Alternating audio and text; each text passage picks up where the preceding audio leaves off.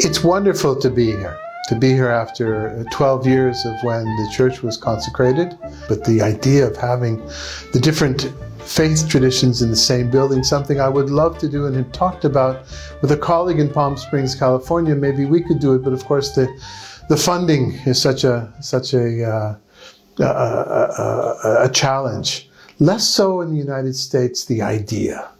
It's easier perhaps because of the freedom of religion is well established in the United States, and that would be a lovely idea, but I heard about it first here. This was the first time I heard of the idea that you would work to have the same institutions under the same roof. And even if not yet, that's in the plan. And of course, beyond the building itself, it's an idea. It's a concept. And it exists in history when Jews and Christians and Muslims have been in dialogue with each other, sometimes not necessarily in person, not necessarily over food as we spoke about today, but in literature. The conversation is there. But the limit with the conversation in literature is that it's impersonal. It's so easy to misunderstand things. If I read a particular passage in the Quran, I may not be understanding it in its context. And of course, the context changes from when it was given orally written down until this very day. And it's different in Pakistan than it is in Palestine, perhaps. The same thing with the Hebrew Bible, the same thing with the New Testament. So it's important to see these texts, to read them together. But beyond that, it's important to pray together. I'm personally looking forward to the day of coming to this site and on a Friday to be at the prayer, the Jummah prayer, Friday afternoon in the mosque, and perhaps on Saturday night or Sunday, depending on when the Mass is, to be here in the same building to pray, in the same building in different traditions. If there were Jews in this neighborhood, it would make sense to have a Jewish synagogue as well. It's a little bit difficult to justify having something if there are no Jews in the neighborhood. Still, the idea is wonderful.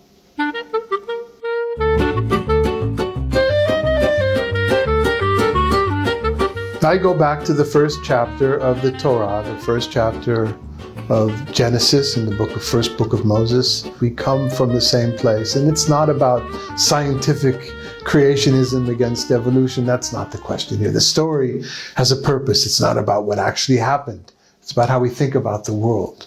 Think about the world that we all come from the same time, the same place, from the same creator, from God. So there has to be a commonality. And while human beings developed in different ways in different places, with different skin colors, with different genders, with different beliefs about how God works, who God is, with different understandings of perhaps multiple gods, different understandings of no God at all those things come from the same place. I have my own understanding, but I'm interested in hearing about the others. Now, I believe that I'm actually commanded to do so, not so much from the Torah, from the Hebrew Bible, but from rabbinic literature. I'm commanded because the rabbis, the sages at the time, say Jesus and onwards in the land of Israel, they spoke about the fact that there are 70 faces to the Torah.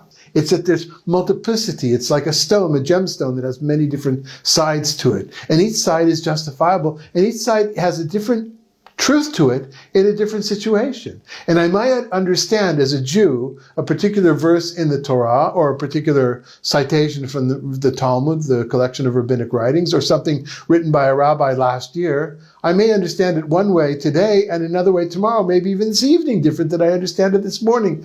That is a fact of reality. That is our reality. And while it's not all subjective, there is some objective truth, but it's very, very... Life is contextual. Life is fuzzy. Life is not made up of exactly this and exactly that. Life is not so clear as people would like to believe. Life is complex. Life is nuanced. And so I believe I'm commanded. I feel that's a mitzvah for me to go out and understand and dialogue with other traditions. Now there's also a commandment from history itself. in which religion has not always, but oftentimes been a cause for human beings to kill each other, to take over each other's land, to force their opinion on the other person. It's important to break down some of those barriers, because there are other faith traditions, whether it's Buddhism or Hinduism or Native American religions or indigenous religions all over the world, and so many I don't even know about. I don't want us to think that we're really the center of it and everything else is secondary. That's what those things draw me to. It's the curiosity. Curiosity about how individuals have dealt with suffering, how they've celebrated their joys. There's so many different ways and so many different situations. And when we're narrow in our experience, when we're narrow in our thoughts and in our faith, then we run into situations of despair, of utter despair because of things not going our way. And we're limited in how we celebrate our joyous occasions. And while I'm all in favor of having a particular tradition for myself and keeping to it, I am still a Jew. I'm a religious Jew when I'm in the pews in a church. I'm still a religious Jew if I'm in the prayer line in mosques that actually invite me to be in the prayer line, or if I'm off to the side with the children in praying. I'm still very much a Jew. And I'm expressing my Judaism through being open to the other tradition. To me, that's my mitzvah. That's my commandment.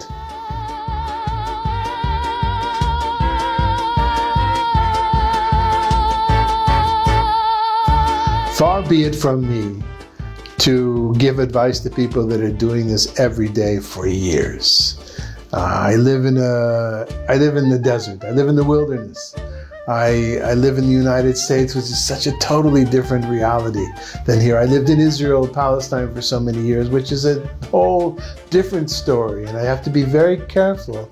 I need to find, which is hard for me, I need to find the humility to recognize how limited I am in my understanding and certainly in my ability to give out advice.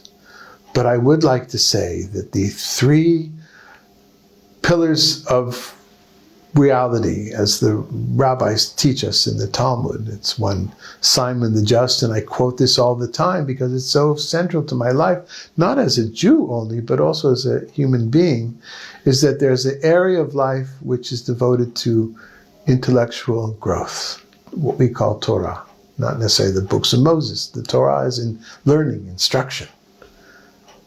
Is that community that studies together grows together. I mean the wider community. To know about the other's text, to understand it, to hear that history of interpretation.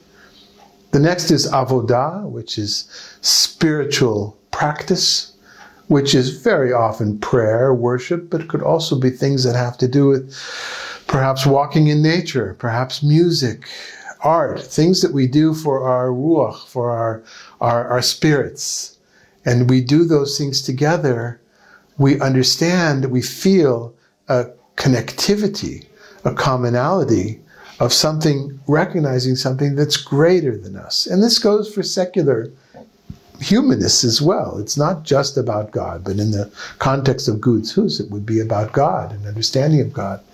And finally, when there are problems in the world, when there's hunger, when there's war, when there's fires, as they are, earthquakes, floods, whatever they are, the response to helping people in dire need should be done by different people of faith in the same time, in the same effort. Because the effort is needed in a particular geographical area. It's not needed only for Jews or only for Muslims. So that fixing of the world, but it's beyond just responding to challenges of the hour.